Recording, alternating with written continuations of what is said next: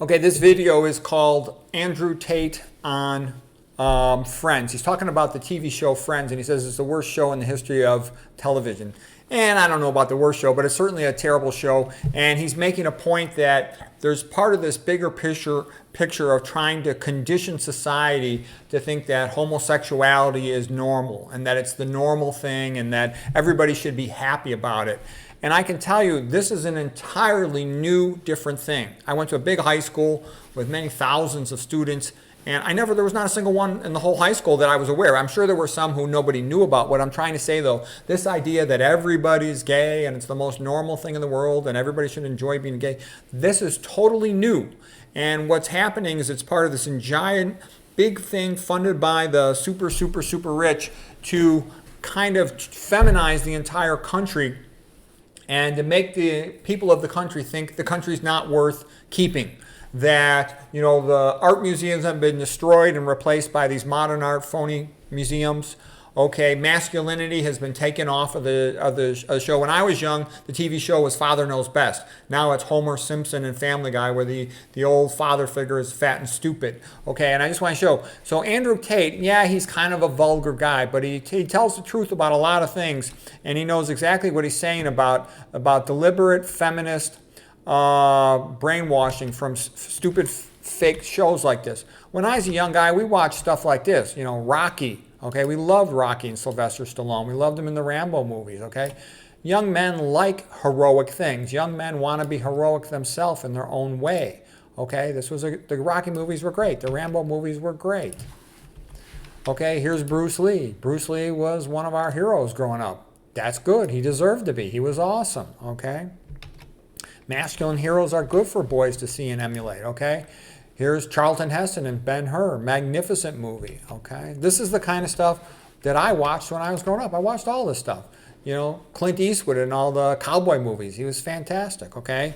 The good sort of American dream, honest, strong, fair, noble masculinity, good man. That was, good role models for us growing up. Here's Chuck Connors, was a heroic guy. He was a star athlete, professional basketball player, professional baseball player, and then he was the rifleman, and it was an awesome show. I used to watch that show all the time when I was a kid.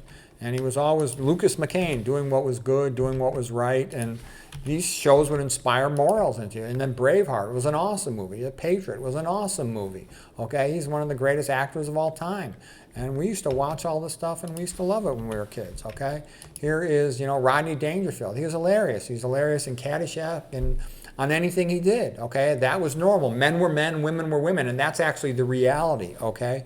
Nowadays, we try to pretend that women are like men. Women are not like men. They got the physical strength of a sixth-grade boy. In real life, they're really weak, and they're very good at anything to do with raising children, running a house, manipulating men. They're great at all that stuff. And yeah, they're intelligent, but they're not like men. They're very emotional creatures that are not like men, okay? This idea they're like men is complete nonsense, and it's being foisted upon us to kind of destroy society. And it's making, all this feminism is making men and women both very unhappy. It's getting them to not get along with each other.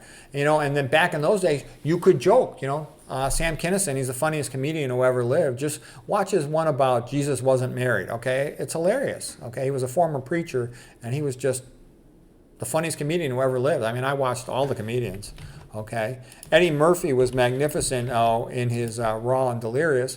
Okay, Dice Clay, yeah, he's an obnoxious jerk, but he was very funny, okay? We laughed nonstop at all the old stuff, okay? And then there was, here's Eddie Murphy, Delirious and Raw, plus he was great in his movies like Trading Places, for example. It's a fantastic movie, okay? He was great in a lot of movies. Animal House was one of the greatest comedies of all time. So here's The Fraternity. There's Bluto, Jim Belushi.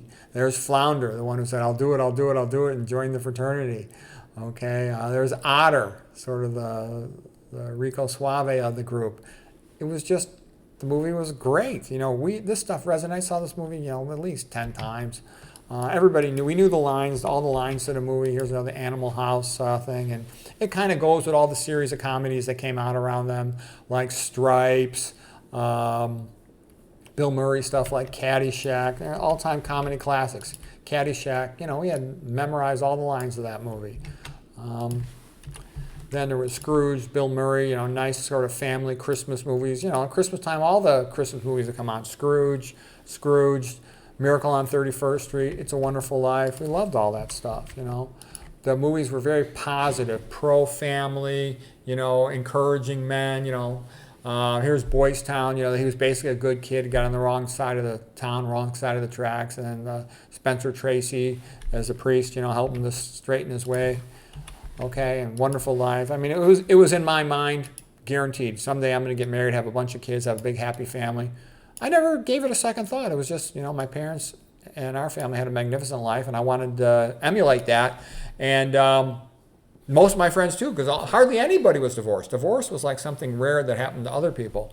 Never imagined that I would get divorced. Sort of like, I didn't want to get divorced. My wife caused all the trouble. I wanted us to be married and happy.